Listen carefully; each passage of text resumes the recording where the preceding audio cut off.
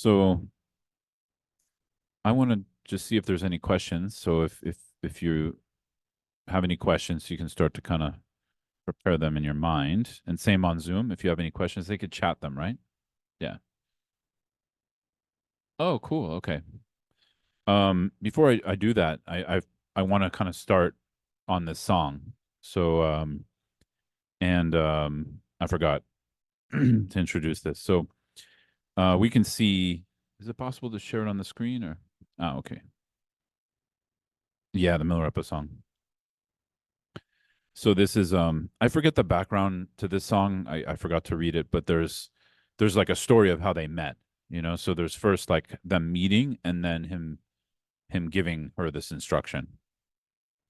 So I'm just gonna read the what do you call it? Like the introduction here where it says Milarepa said to the girl Alterboom, quote, if you sincerely wish to practice the Dharma, in my tradition, you don't need to change your name, since one can awaken to Buddhahood as either a monk or lay person. You don't need to shave your hair off or change your dress, end quote. Then he sang this song on meditation guidance and training the mind with four meaningful analogies. So, so we can just see in the introduction here, and what Milarepa said first, you know, if you really want to practice, you don't need to change your name. Like typically when we become a sannyasin or a Buddhist monastic, we shave, you know, we cut our hair as an example of like leaving the householder life, and we change our name, and then we change our clothes into robes. And actually, what it's meant is you're supposed to have like you're supposed to take clothes that were discarded in charnel grounds, like where people were bodies were just thrown when they died or burned, and you're supposed to like patch those together to make robes. That's how originally the robes were. So you were to use discarded clothes to not focus on vanity. That's why the the hair is cut, and then you change your name so people like you're changing your attitude about um who you are in relation to your old life and your relationship to mind and self and all of that. And also you're changing your identity. So how do you say it? People don't necessarily like know you or recognize you. Anyways, so what he's saying here is you don't need to do that to practice meditation. You don't need to do that to really bring to fruition what I'm about to teach is more or less what he's saying. And then he goes on to teach her. So to us modern people, I don't think this is very shocking, right? It's not very like it's not news. Maybe we could say it that way. It's not new news. Um Maybe it would be shocking if it was the opposite, right? Some of us would get angry and say, "What? This is I don't want to have anything to do with this."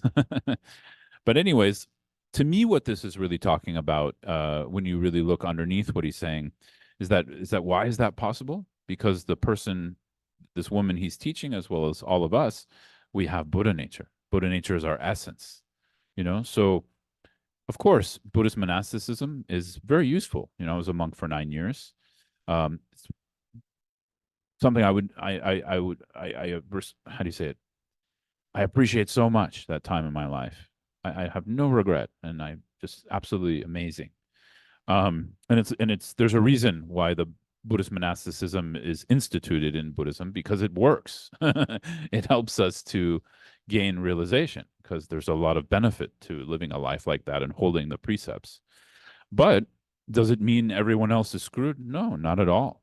Actually, in Indian Buddhism, they had two sanghas. They had what's called the saffron sangha of Buddhist monastics and the white sangha of Buddhist householders. So in Mahayana Buddhism, we have these two sanghas. And then Tibetan Buddhism, they also have that. So they have even Vajrayana or Tantric lineage holding householders, where actually you need to be a householder partly to hold some of those. Anyways, getting into a tangent. But the main point here, I think, is because we all have this basis, this perfection that's beyond perfection that we can uncover through the Dharma, through meditation, etc. That's why if we focus on that, that's meaningful. That brings benefit. This teaching can land. If we think we lack something, if we think I'm not good enough, or I need some other life, or I need a meditation cave, or whatever, we're not going to benefit so much from the teaching. So basically, to me, he's also saying use the Dharma where you are, right? Use it. And the Dharma depends on mind mainly. And that's what we're focusing on this weekend, right? It mainly depends on that. This is a big topic. We can talk about it. Maybe we can open it up in some discussion too of like, how do you say it? How we do that. How do we apply this to our modern lives and be successful in the Dharma? How do we actually uncover our Buddha nature more? And, in a way, there's, how do you say it? It's a new paradigm, meaning like there's always been householder practitioners, and many householder practitioners have waken up, have uncovered their Buddha nature fully. There's many stories about that. But also, in the modern world, how do we do this? How do we integrate this? So I think that's important to discuss. I'm still playing with that, so I'm not saying I have an answer or the answer, but I think it's important to talk about, because otherwise we could either on one extreme, like thirst for something else, right? No, an aspiration to be a Buddhist monastic is a wonderful aspiration. If you have that aspiration, I would say, I would encourage you, like, keep aspiring. That's a wonderful aspiration. But it's not always attainable for all of us. It's also maybe not the way we need to go necessarily. Depends. So one extreme is we could always be thirsting for some other kind of life. If only I have this, if only I get this, then I would succeed in the Dharma. This is really a waste of time, in my opinion, meaning thinking that way. We need to do it now. We don't have a lot of time. We need to implement this now. Our life is very, very short. We actually have no idea when it will end. There's no guarantee. There's no guarantee all of us will make it through this weekend. I don't mean to be like alarmist, but it's true, right? There's no guarantee. So we need to apply now. So that's one extreme. Another extreme is, I think, how do you say it? Sorry, I lost my thought, but one extreme, yeah, like putting it off because we think we need something else. And the other extreme would be maybe,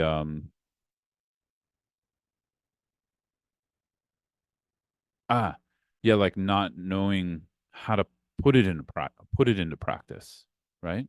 Or thinking we're putting into practice when we're not, right? We might have some wrong view or something. So we need to clarify that. That goes back to learning, reflecting, and meditating. So it's kind of like, yeah,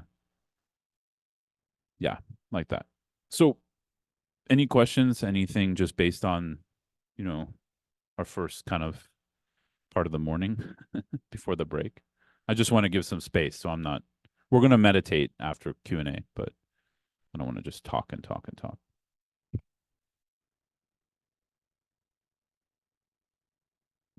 On Zoom too as well.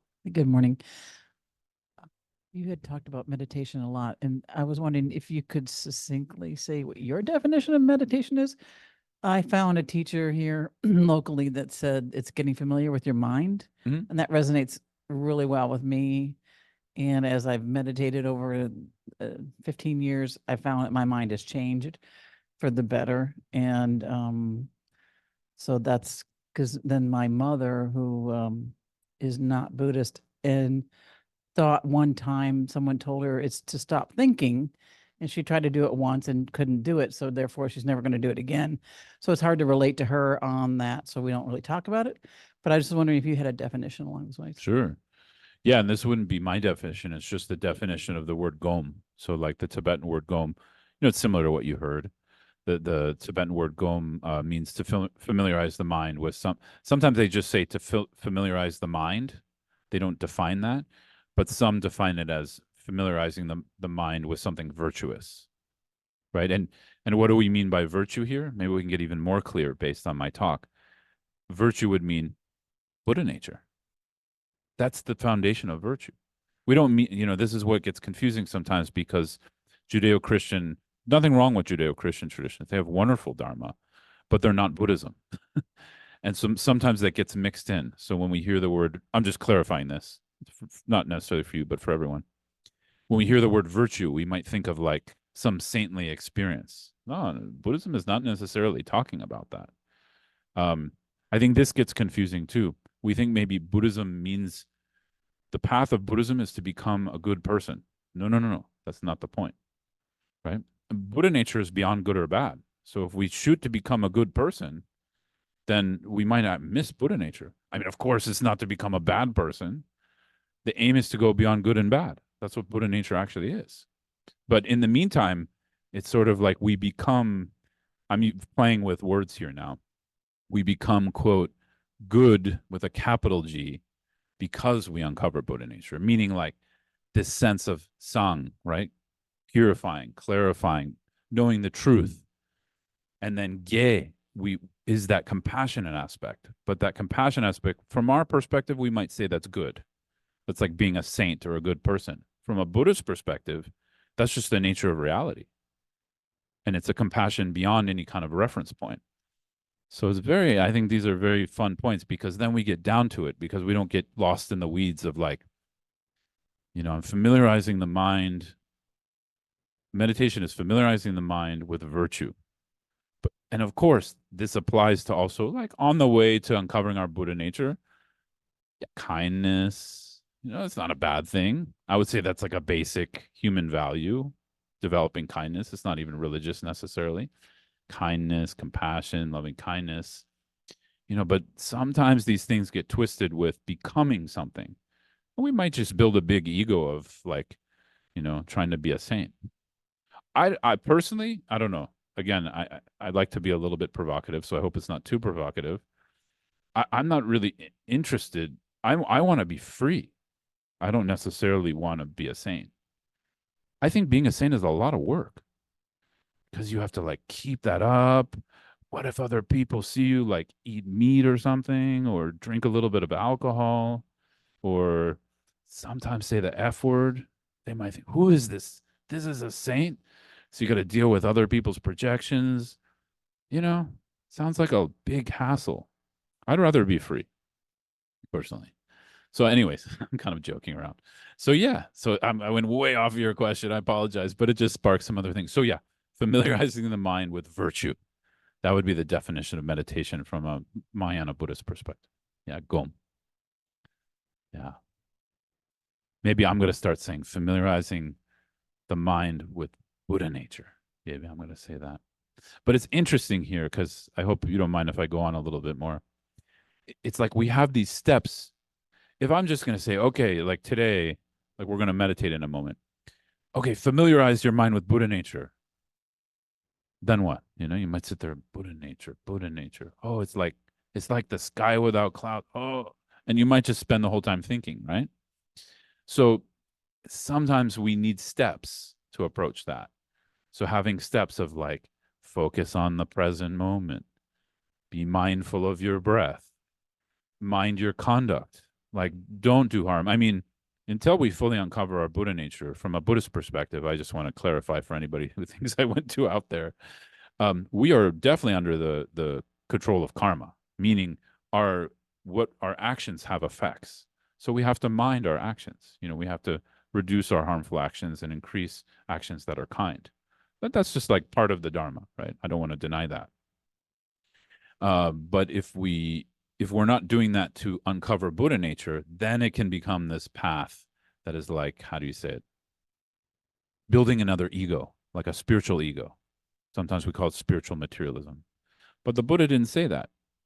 Mostly the Buddha taught how to uncover Buddha nature, but then he taught these other preliminaries, right? Like having good conduct, having right speech, right action, etc., as ways, as steps. So that's also familiarizing with virtue. It's also a meditation. I had another point here though. Anyways, yeah. Anyone else? Sorry. Yeah.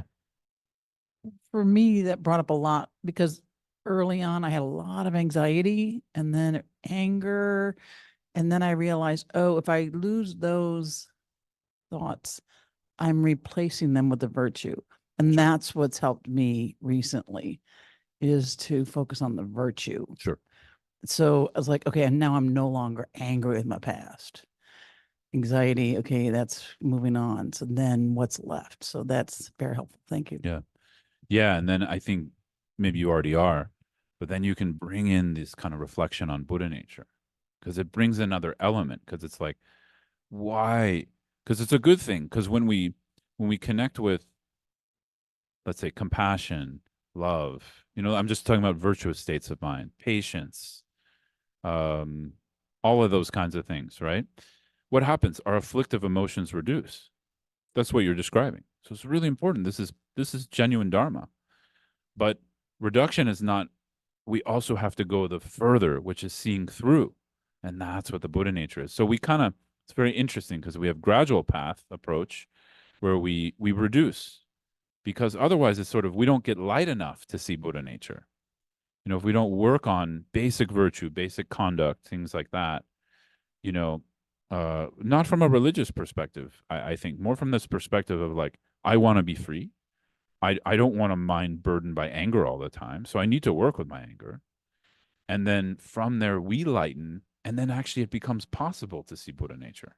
So there's this other angle. So it's very interesting. It's sort of like, it's there, right?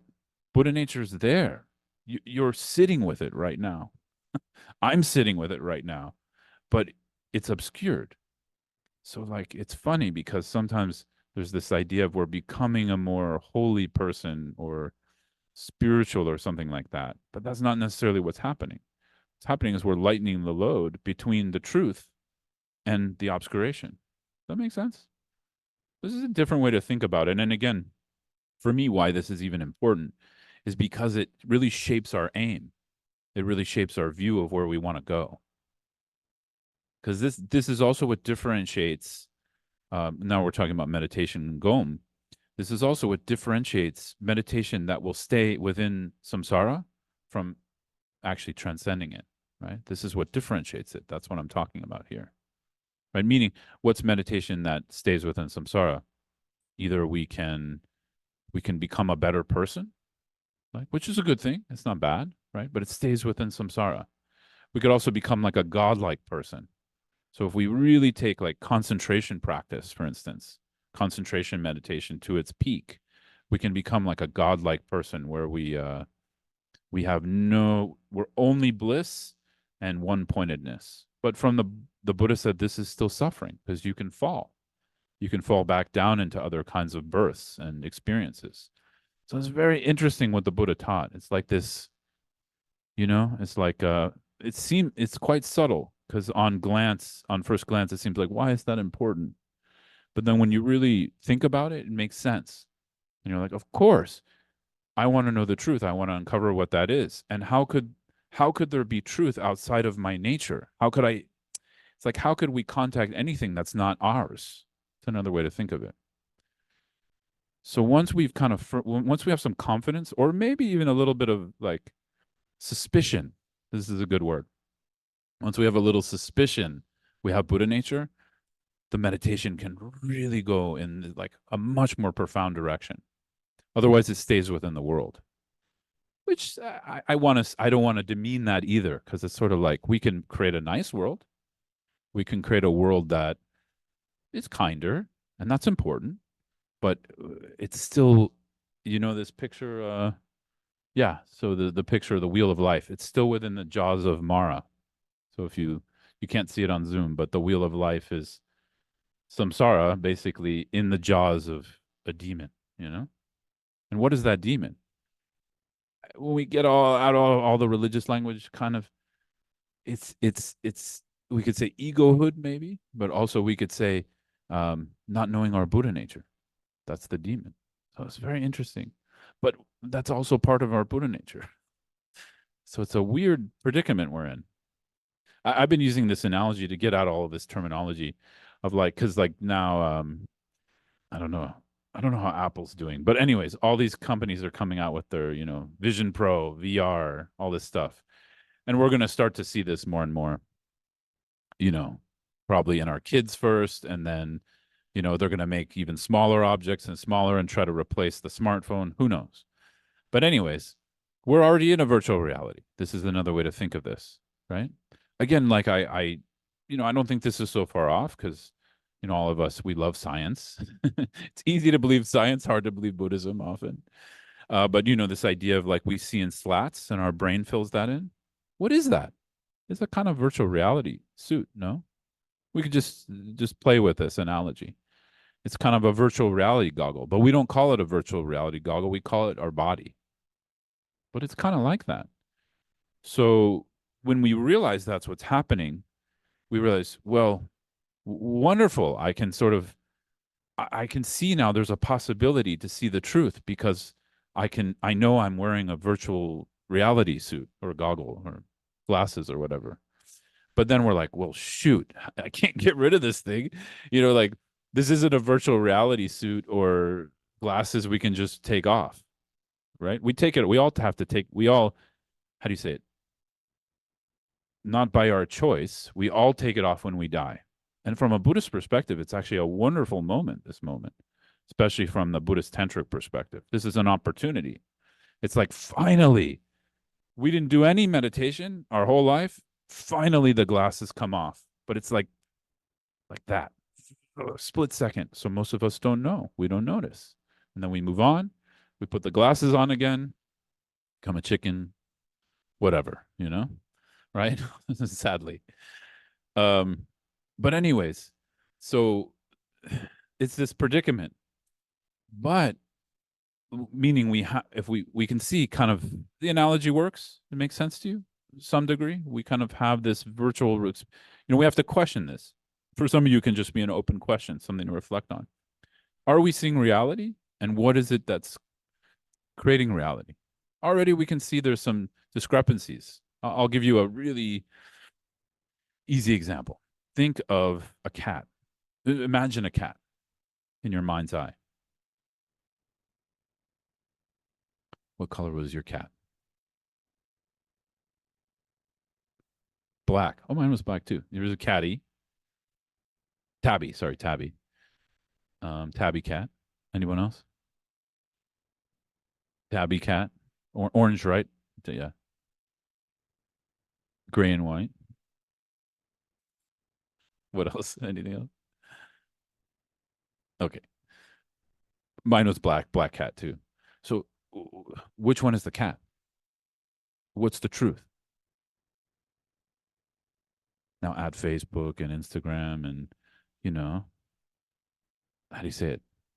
24-hour news. I'm joking. But you see what I'm talking about? What's the truth? The truth is obscured, right? And what's causing that obscuration? Of course, we have to look into that.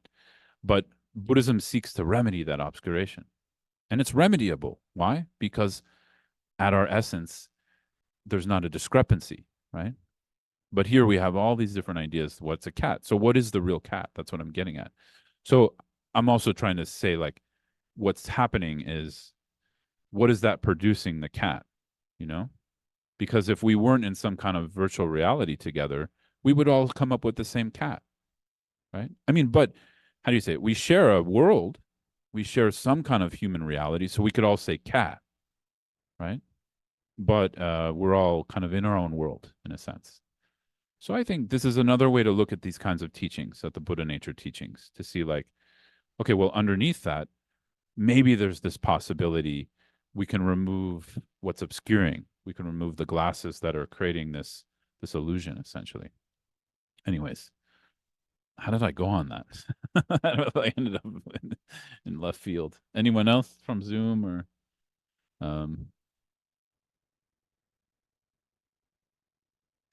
so just kind of checking in and also on Zoom.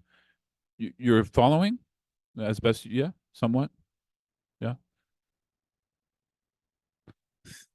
Okay, he's listening. Okay, good. So he got it. Perfect. Okay. Um, so let's do some practice. I wanted to read the first part of this and then we'll practice a little bit. I'm just thinking how to go about this. It's 11:30. We have an hour.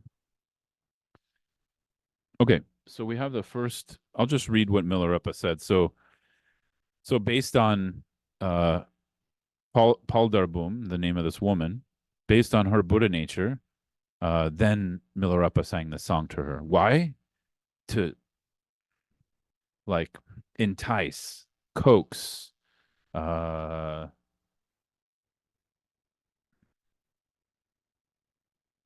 do you say it? advertise. uh, anyways, you could probably think of other words. Coax, advertise, etc. to her Buddha nature. That's why he sang this song. He's trying to bring it out, right? And we could think of us too. Like it's not like if time is the biggest illusion, right? I think we could probably all agree on that. If time is illusion, why does this have to be, I don't know, 1,000 years ago? This could be now, right? So maybe this is coaxing our Buddha nature out too. It's kind of singing to our Buddha nature. So Milarepa said this. It's a little bit strange language, but I'll read it. Listen here, you lay girl, Palderbum. Listen well, you rich and dedicated maiden. Take take this sky as your example and train in the meditation state without center or edge. Take the sun and moon as your example and train in the meditation state without increase or decrease. Take this mountain as your example and train in the meditation state without shifting or change. Take the great ocean as your example and train in the meditation state without surface or base. Take your own mind as the meaning and train in the meditation state without worry or doubt. Teaching her the key points of posture and mind, he set her to practice meditation. Okay, we'll stop there. So you can read that kind of over and over, maybe during the lunch break. But we'll turn to this text now. And I'm going to introduce some prep, and then we'll do some prep and some practice. So in the Panchen Lama's text, like I said, I'm not going to be able to go into all of it. Maybe later we'll go into the word Mahamudra tomorrow, but when we talk about insight meditation, but we'll just leave it out for now. So basically this text is in 3 categories: preparation, practice, and conclusion. So the preparation, I'm going to skip for now, but I recommend going back to that. That would be like, if these teachings really sing to you, like if they really hit your heart, then you can go back and see like what are the things that are going to make them more successful. We call that in Tibetan nundro, like what comes before. And that's what he's talking about in the preparation. Then the actual practice, he distinguishes between Tantric and Sutric Mahamudra. This is focused more on Sutra Mahamudra, this particular text. And, that's right. Okay. And then we have, on the second page, this sitting 9-round breathing, refuge and bodhicitta. So I'll read it. On a seat suitable for absorption, adopting the 7 crucial elements of physical posture, cleanse the channels with the 9-round breathing. At the beginning, with lucid awareness, thoroughly release all impurities, and with a pure, virtuous mind, go for refuge and generate bodhicitta. Then next, the Guru Yoga. So Guru Yoga is a whole thing. It's a whole world. We're not going to talk too much about it, but this is sort of, you could say this is more in the tantric realm, this text. So it includes this word guru, which, by the way, goes beyond person. I just want to be clear. Doesn't mean person necessarily. So it says here, meditate on the profound path of Guru Yoga, and after making hundreds of fervent requests and so on, dissolve the Guru into yourself. So we'll do a bit of that, just a basic version with the Buddha. And then it goes into what we'll talk about after lunch. But I'll introduce some practice here. We're recognizing the conventional nature of mind. So first, 9-round breathing is a practice where we are kind of recognizing some of what obscures the mind is not mental necessarily, and it's not necessarily physical. It's something in between, and it's related to what are typically called in Sanskrit the prana nani bindu, or in Tibetan we call them tsa, lung, tsa, and tigle. And what this refers to is a subtle body. I'm not going to go too much into it, but if you want me to, I can later. It's not really what this weekend is about, but I just want to explain why we do this practice. So part of the reason we get stuck sometimes emotionally with too many thoughts, with certain thoughts repeating, with physical ailments, is because the energy body has stagnation, right? Energy body is these three things of lung or prana, which is the wind element of the body, the element of movement. It's kind of what moves everything, so we stay alive. It's why thought can move, things like that, and of course physical things in the body. So we have lung, and we have uh, channels or tsa. Um, and the channels are like the highways of the subtle body, of the energetic body. Of course, they form chakras too, but I'm not going to go into that. As soon as you talk about chakras, it goes into some weird New Agey thing. But in Buddhism, actually, we have a pretty scientific system built off of, that shares with all of the Indic traditions.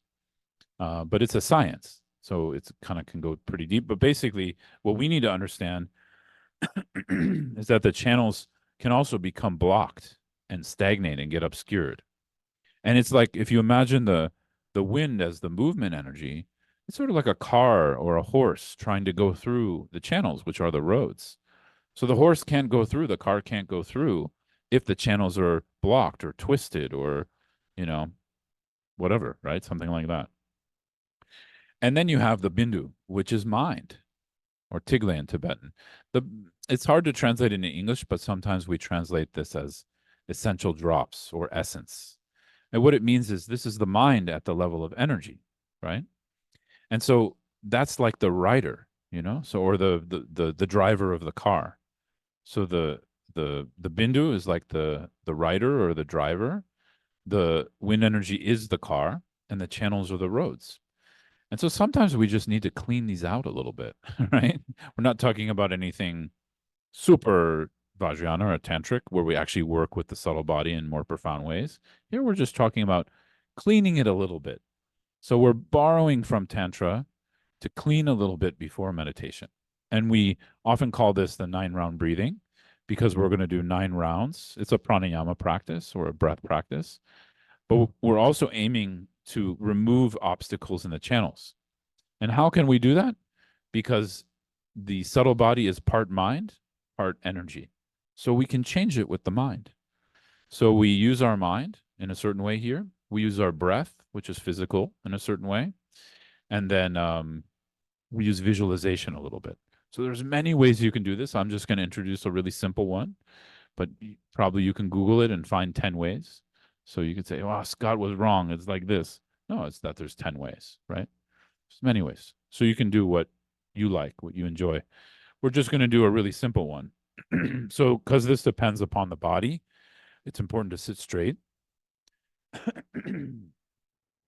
If you're, we're kind of sitting in chairs now, but it's actually better if your back can be free. So if you can sit to the front of the chair, it's good.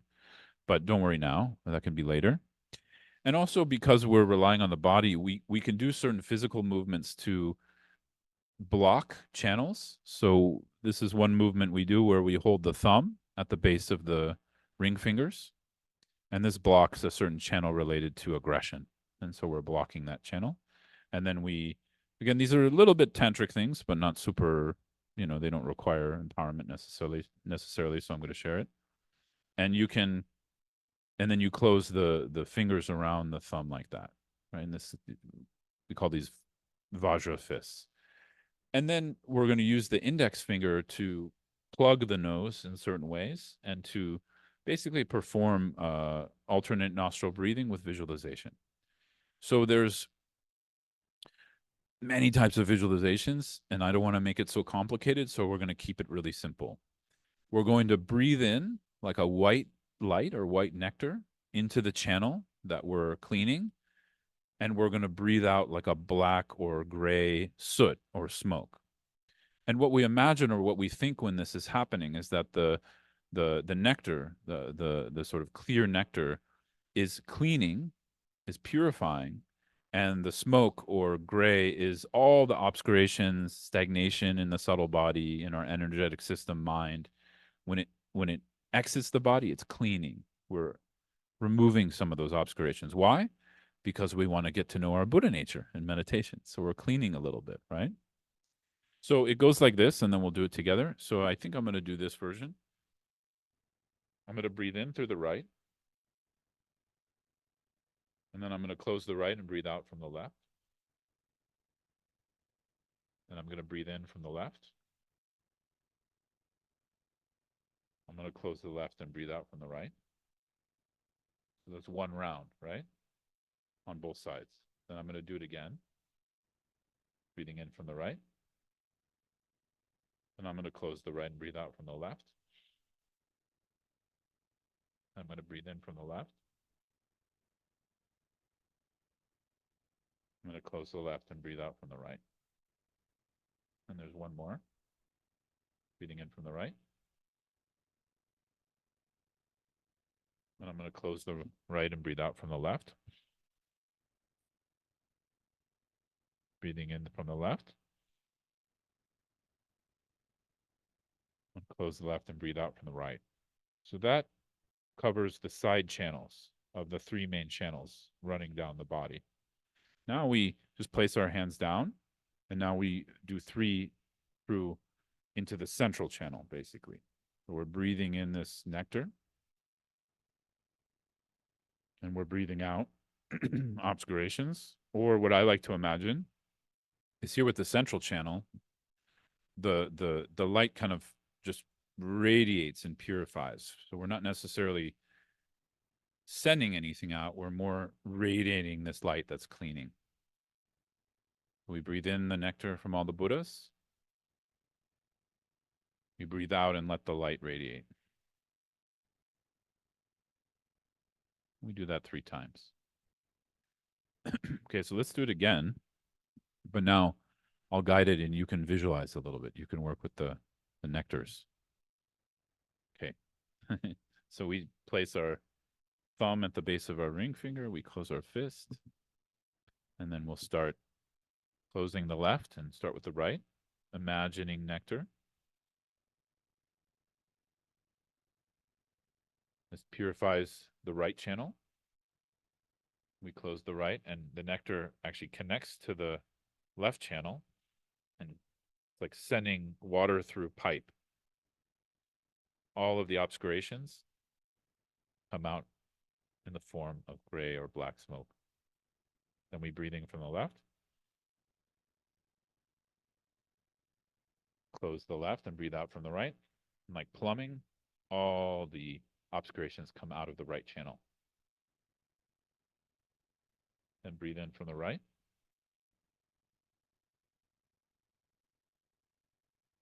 Close the right, breathe out from the left, doing the visualization on your own.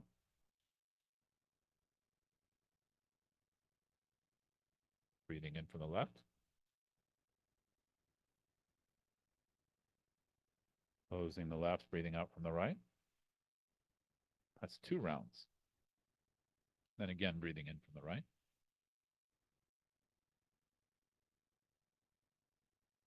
Closing the right, breathing out from the left. Just imagining all obscurations leaving. Breathing in from the left.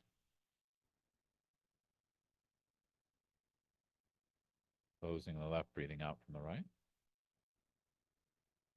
So it's actually 6 rounds now are done. Now we have the last 3. We breathe in through both nostrils, filling the central channel with nectar. And as we breathe out, we imagine that nectar just pervading the central channel. We just rest in awareness. Again, breathing in. Breathing out. And one last time, breathing in nectar. Breathing out. And on this final 9th round, we just rest. Having clarified, having purified the channels a little bit, just rest in that openness. You may notice a little bit of freshness. Just be with the freshness for a few moments.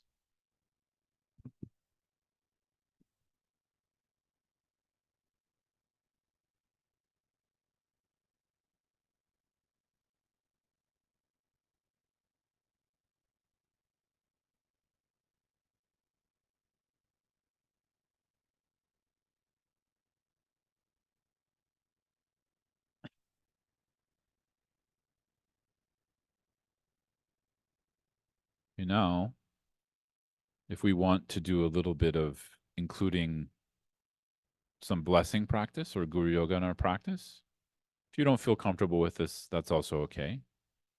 But here we would visualize Shakyamuni Buddha, the historical Buddha, in the space in front of us in the form of a monastic with all the 32 major and minor marks, Ushnisha, etc., in what's called the earth touching mudra.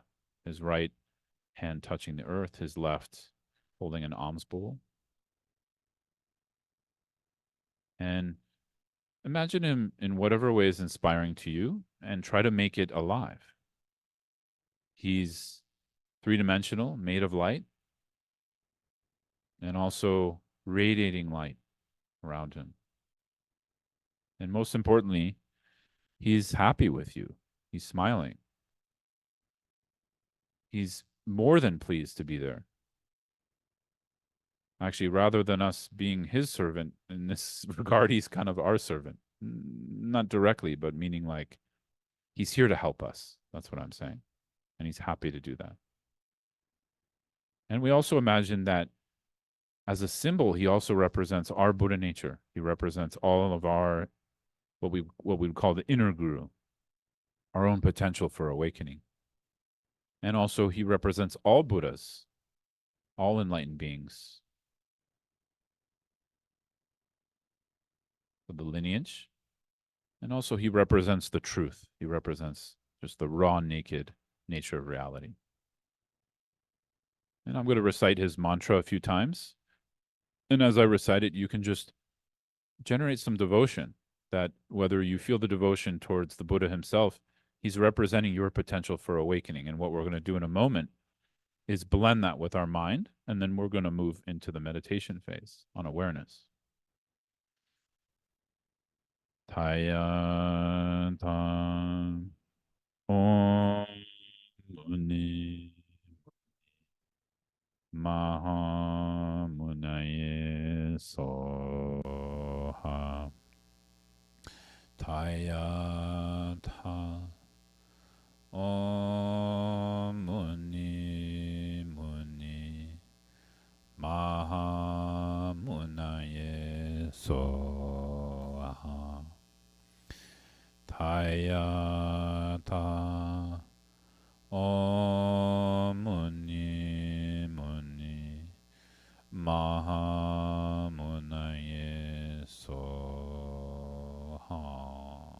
So with this mantra, it's like we're supplicating, we're asking for help. And with that, as I said, the Buddha is more than happy to help. We imagine him dissolving into light. And this light descends to our crown and completely dissolves into our body. And our body becomes inseparable with the Buddha energy, with this awakened energy. That is both. Now we don't know which is the Buddha's and which is ours. Just sit with that in between, where it's mixed completely. It's inseparable. Just rest with that for a few moments.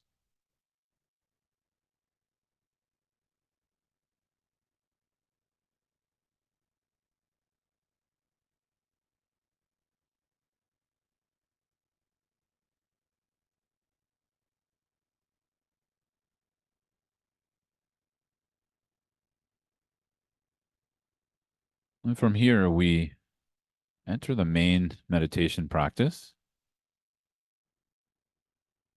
Here, you're welcome to keep your eyes closed, but normally we actually allow the eyes to be half open, gazing downwards a little bit, or you can look in front of you. We'll talk a little bit more on posture later, but for now, just keeping the spine or back loosely relaxed.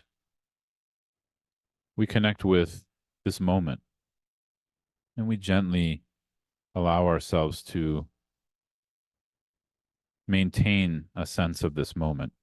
Maintain also can mean mindful, being mindful of this moment.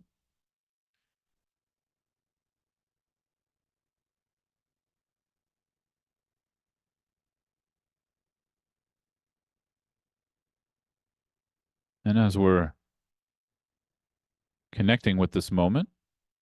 Some of us who are newer to meditation, I recommend using an anchor for practice, like the weight of your body in the seat, the feet touching the ground, or if you'd like to use your breath, just the sensation of the breath at the tip of your nose or the sensation of your chest and abdomen expanding and contracting. Use that as a anchor to this moment.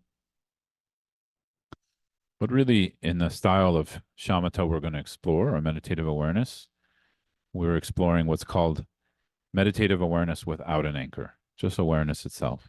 This is sometimes what we refer to as Mahamudra shamatha.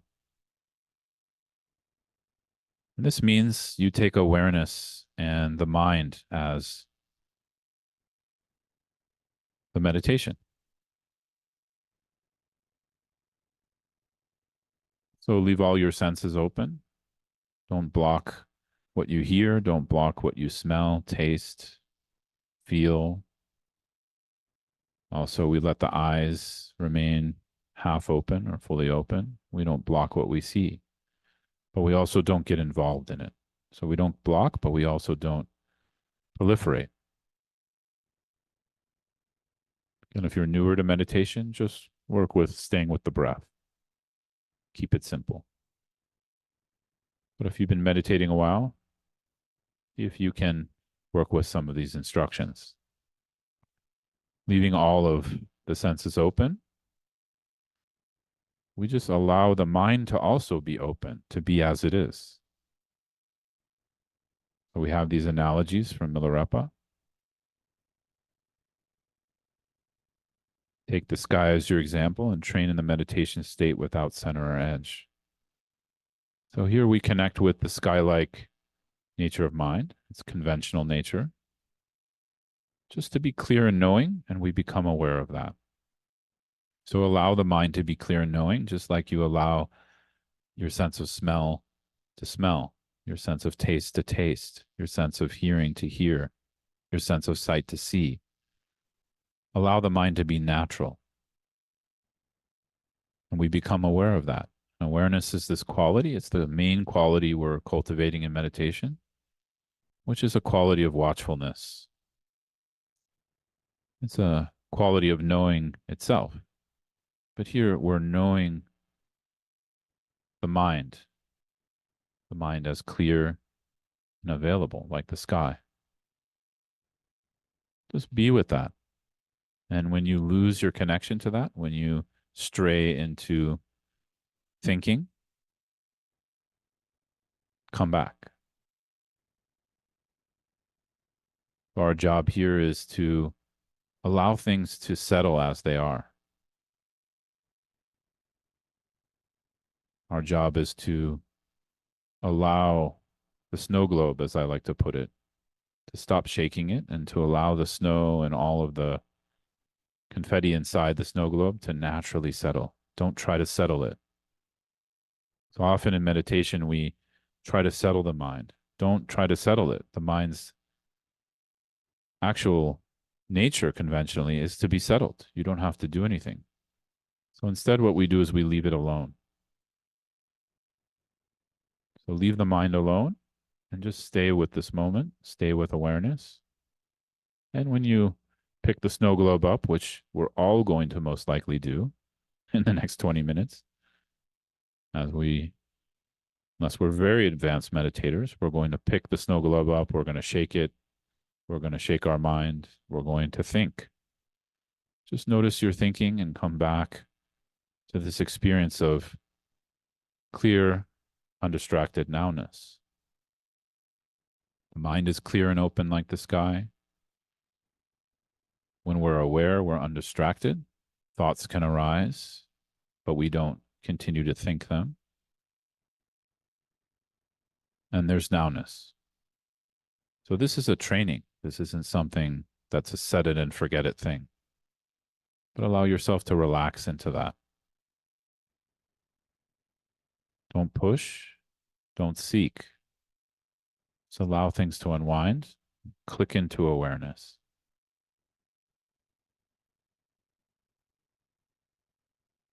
So actually, at its root, In this style of meditation, meditation is the practice of learning to do nothing. So we do nothing and we become aware that we're doing nothing. And that's it. Very simple.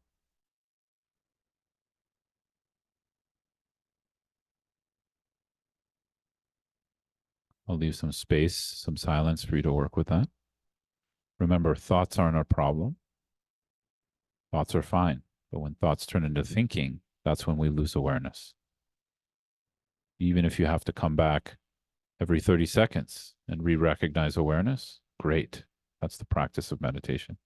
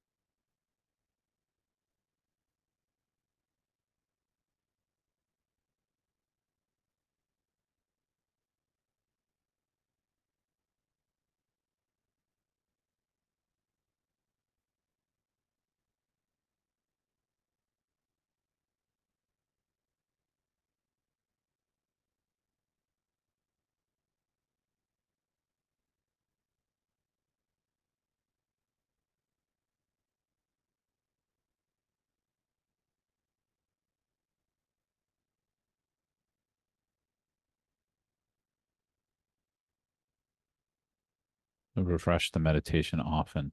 What that means is we recognize this fresh awareness.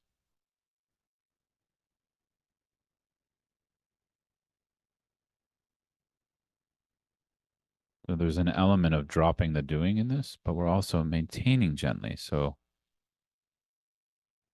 we're dropping the doing that wants to get the meditation. And we're just getting used to this clear, undistracted nowness. That's what we're becoming aware of. Or just coming back to our anchor, breath, the body.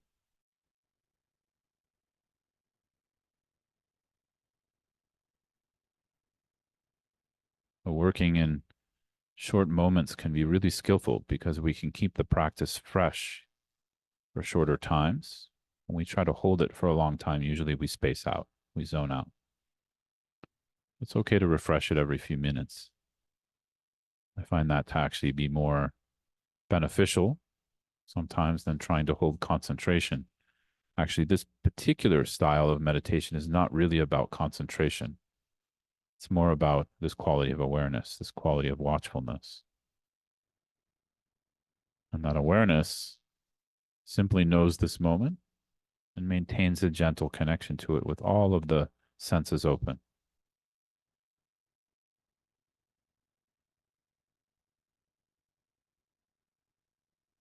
Inevitably, we're going to lose awareness. As soon as we recognize we lost awareness, we're back in awareness. So it's very easy to come back. We don't have to think of it as some heavy or difficult thing. Just come back, try again.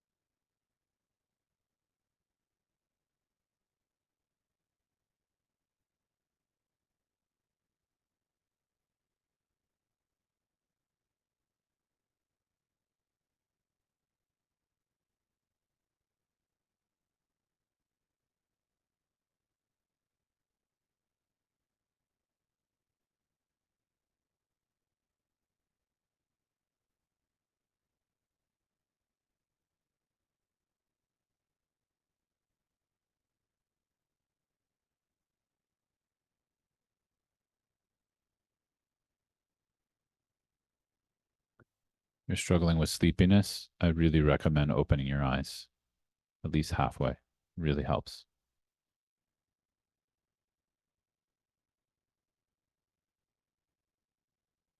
Sometimes we get really attached to closing our eyes in meditation because we want to relax. This type of meditation is not necessarily about being only relaxed. Here it's relaxed and open like space, connected to that space.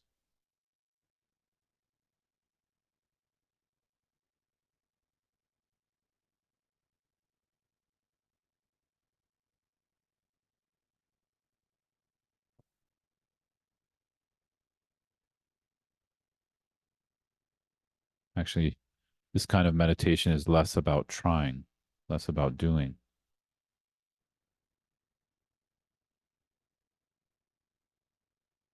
Sometimes we need to increase our effort in practice. Sometimes we actually need to let it rest a little bit. Right there, when we let it rest, is awareness.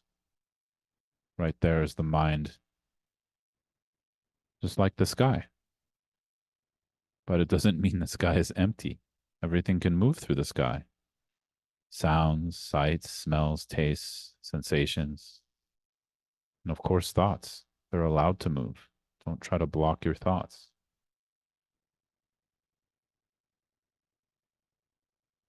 We just work with the awareness that can host them instead of become them. That's what we're practicing. So become the host, a kind host.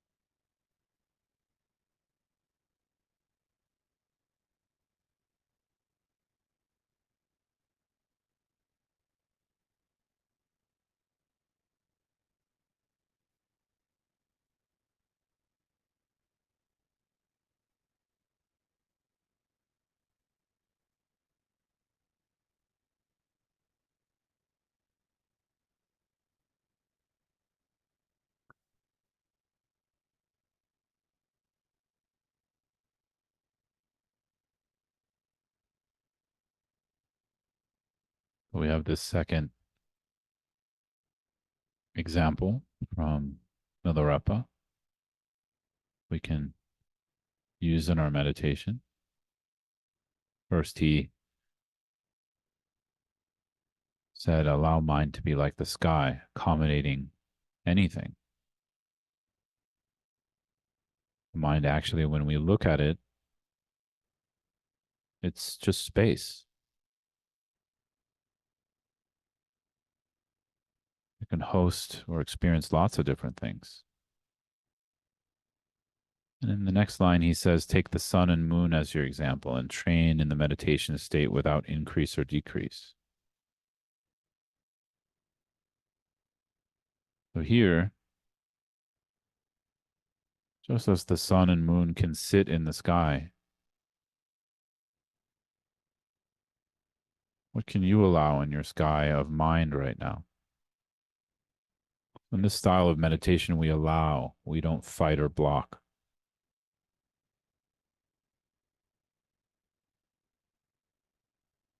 But we also don't become it. So, what thoughts, what can you host? What can you allow?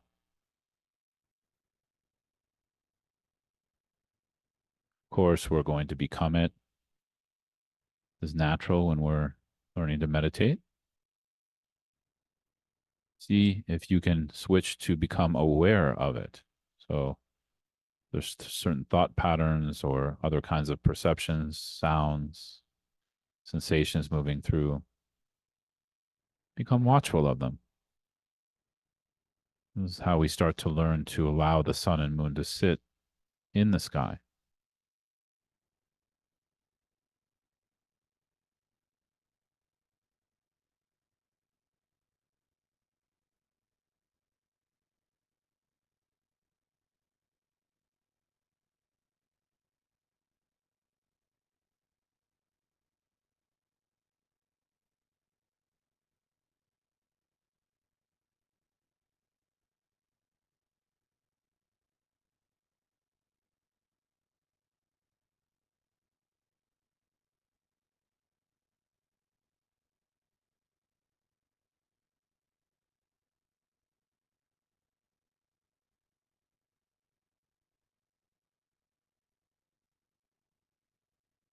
We have 5 minutes left for meditation. So just putting in the right amount of effort for you.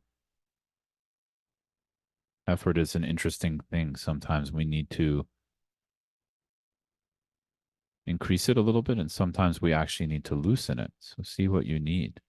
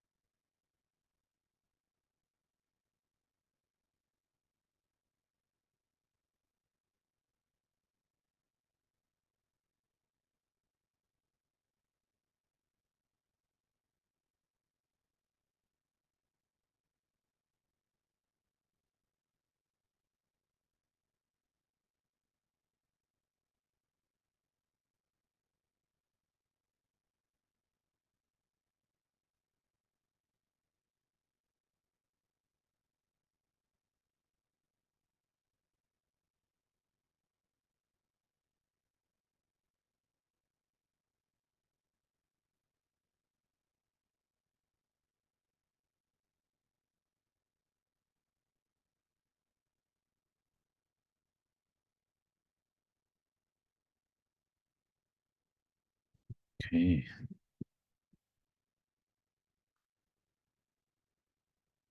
Did you have a good nap?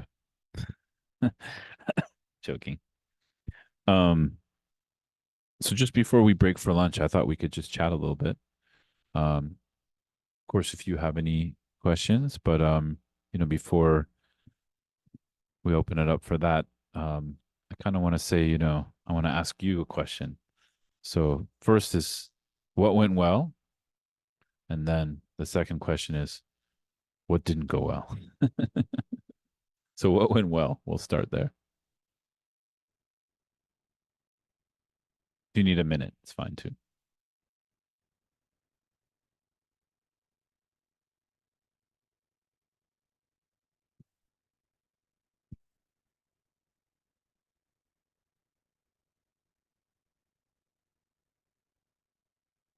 Nothing went well?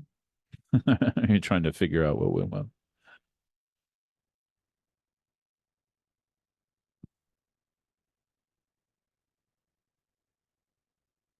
I had a break from my hell for a minute there.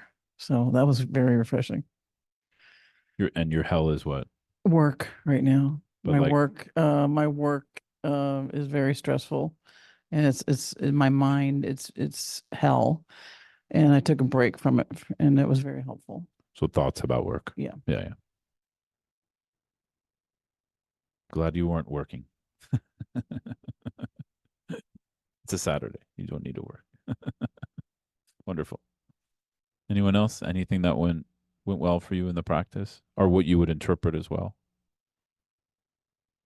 Yeah, and she's there. What's your name? Gitum. And you want to? Yeah. So for me, what went well was I just started meditating. So I think my interruption of thoughts was a little lower than it used to be. Cool. So you're noticing like thoughts settling a little bit. Yeah, Yeah. more than before. Great. Online, you said? Hi, Roxy. Hi. Hi everyone. I I thought that the analogy of the sky that really made sense to me, and I've kind of meditated with that before, but I was confused about the sun and the moon piece. Could you explain what those are kind of symbolizing or what we're supposed to do working with that? Yeah, yeah. It's a good question. I mean there's a lot of deeper meanings to Milarepa's teaching here. So I think these analogies can mean a lot of different things, but the way I'm taking it is there's two ways to look at this instruction. Um, Tomorrow we're going to look more at it from the angle of absolute truth or insight meditation practice.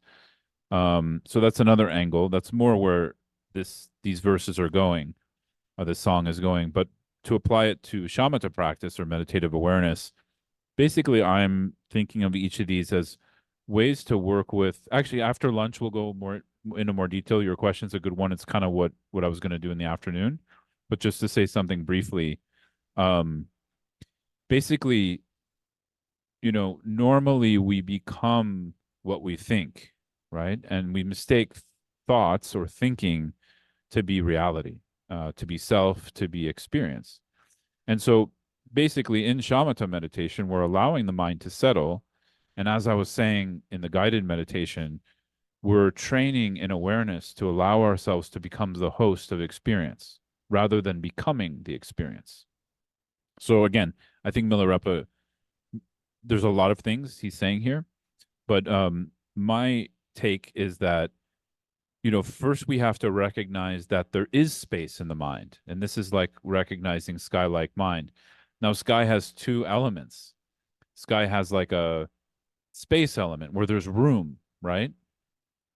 But then it has this other element he's alluding to, which we're going to talk about tomorrow, where it says, without center or edge. That's alluding to the absolute truth, right? We'll talk about a little bit tomorrow, or emptiness. Today we're kind of staying in shamatha. So, or working with shamatha. So here we need to recognize that mind is not thinking, right? That needs to be a step in shamatha practice. So that's what that means. And we need to develop some stillness, right?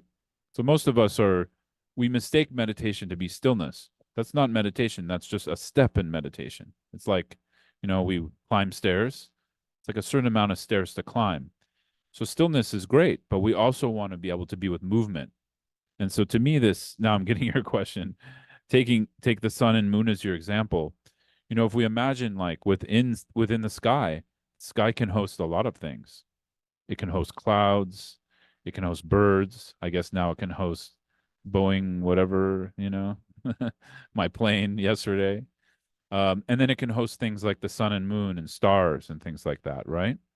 So to me, I take it as an analogy that like we're not just connecting with the space and stillness of mind, we're also connecting with that awareness or mind can host things. It can you see what I'm saying? So yeah, does that make sense, Roxy? Yes, thank you. That's helpful. Thank Yeah. you. Yeah, and again, this is a little bit more of a teaching on insight or emptiness, but we're going to use it in both ways. So I'll just say it that way today, and maybe it'll come out another way tomorrow. Yeah. Good though. Great question. I mean, yeah, please. For Zoom. Yeah, if you guys can hold the mic up because they can hear you on Zoom then. Okay. Recording.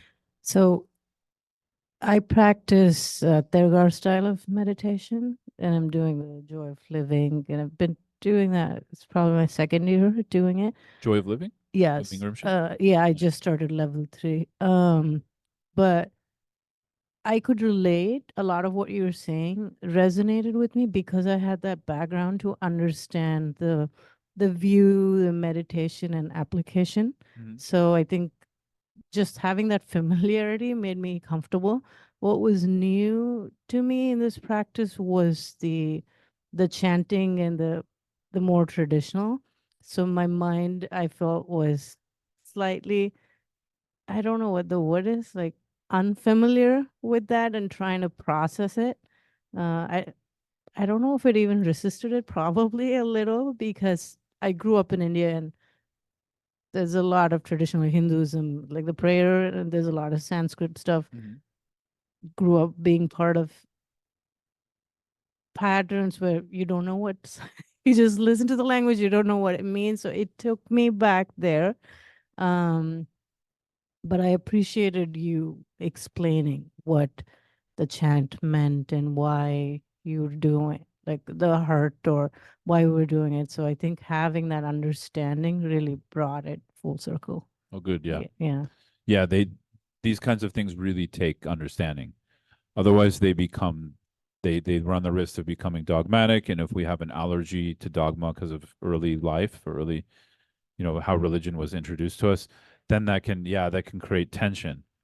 So for me, yeah, I mean, I just presented a very brief thing. Really, we can go into a whole weekend just talking about, what the chants are implying and those kinds of things. And so, yeah, so I think for you, yeah, you just, you know, like I said, if there's a curiosity that can be created based on like, oh, maybe there's a new way to look at this, and when the right time is there, oh, how can this benefit? Again, because what we're talking about is how can this benefit you to connect with your awakened nature, to relieve you of the stress or the suffering of life. When we keep that premise, it helps because then we're like, well, it's not just random. There's not just a random thing. There's some purpose there. So then when you're ready, you can approach it more like that.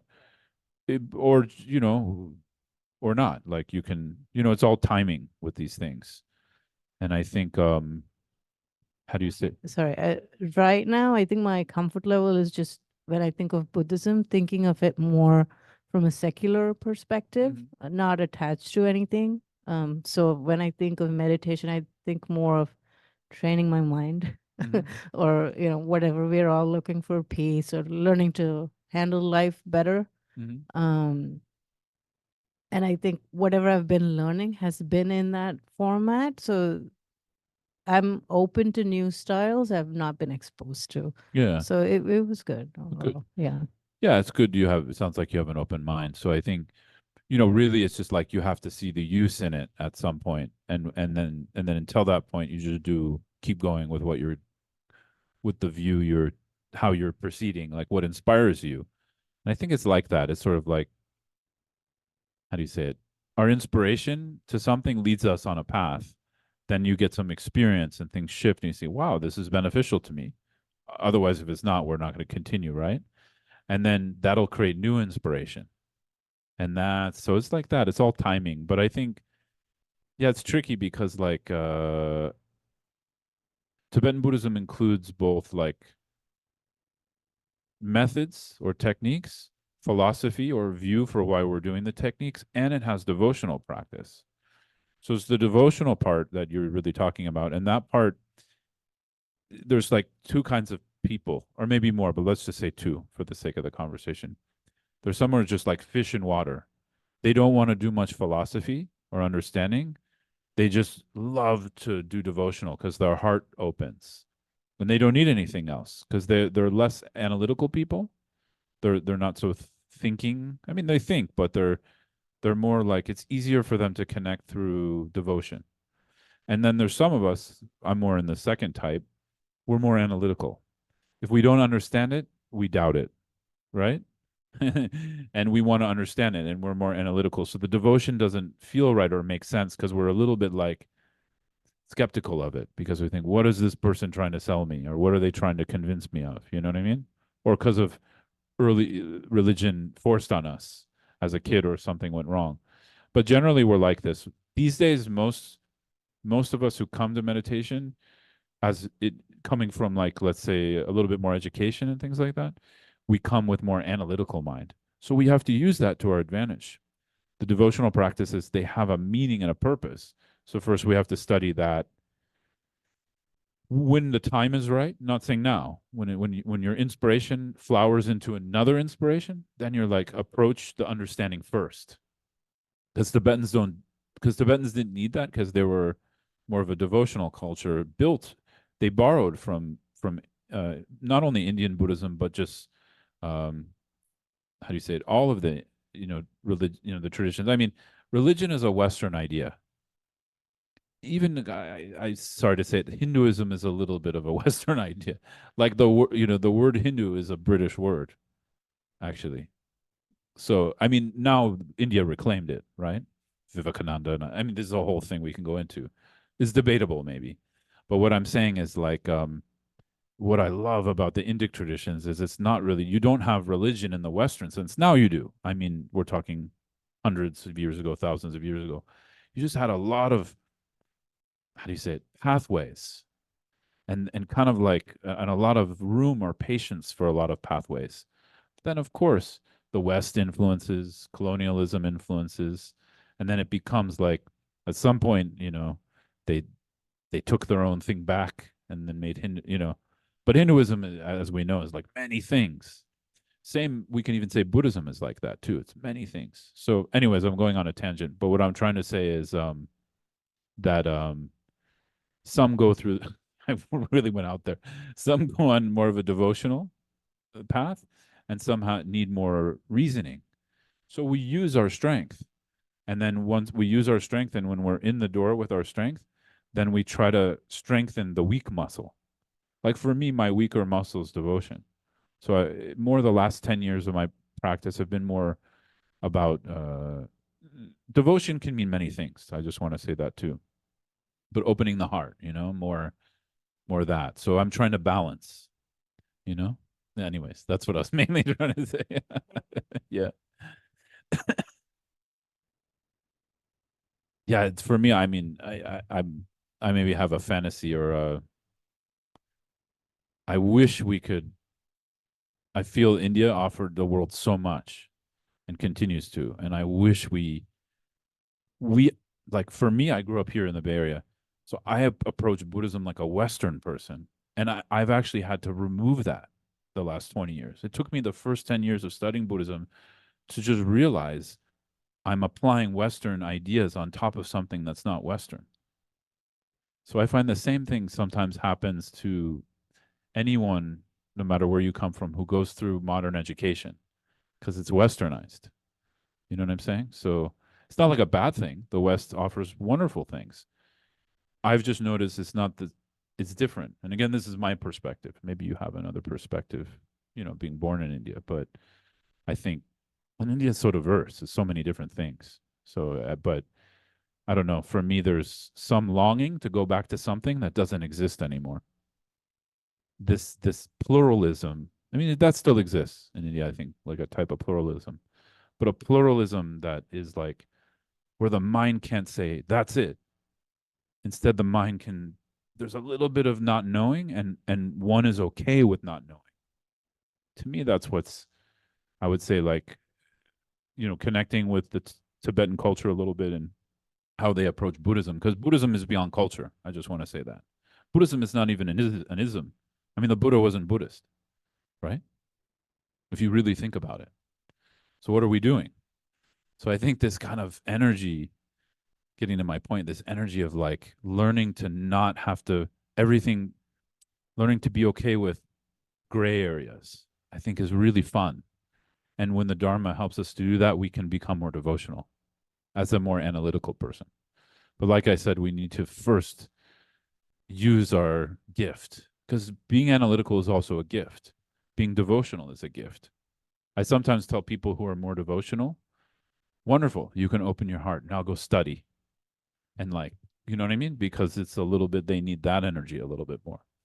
Tibetan Buddhism is very balanced, I find, because it balances both. It has a lot of rigorous academic approach and philosophy and study and reasoning, analysis. And then it has so much devotion, meaning just like, don't think, feel, you know? So it has both. And they sometimes practitioners, they really good practitioners seem to balance both.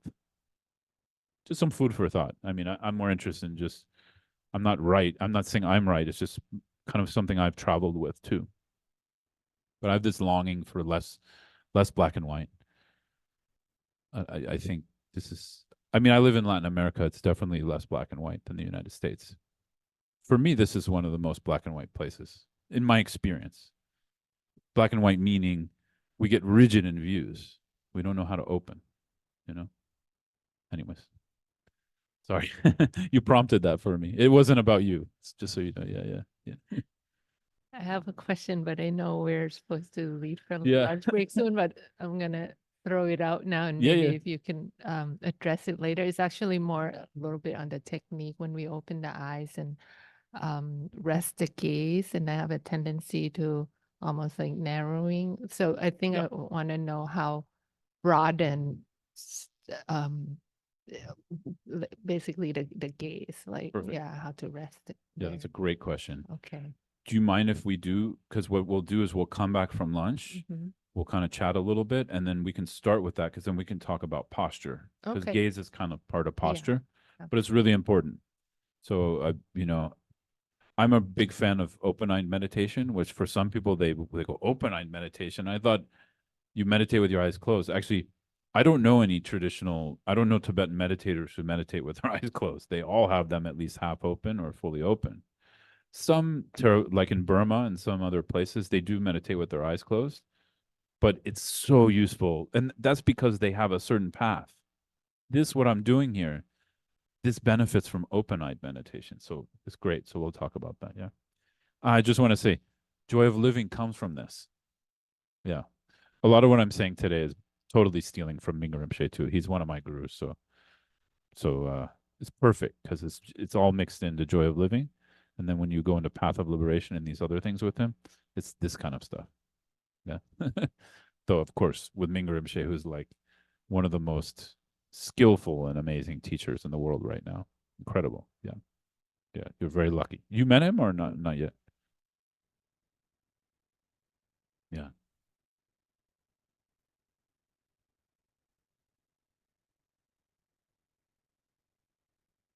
Perfect. Yeah. Well, let's go eat. Let's go nourish our bellies and yeah, keep, you know, if you can reflect in the lunch. I mean, it doesn't have to be serious, just something more light, you know, and then when we come back, hopefully there's more questions. I like questions because it helps us to go deeper into what you're experiencing. And we'll do some more practice, and we'll yeah, I kind of said most of what I want. So now we're going to focus on more meditation the rest of the day today. Yeah. Thanks everyone.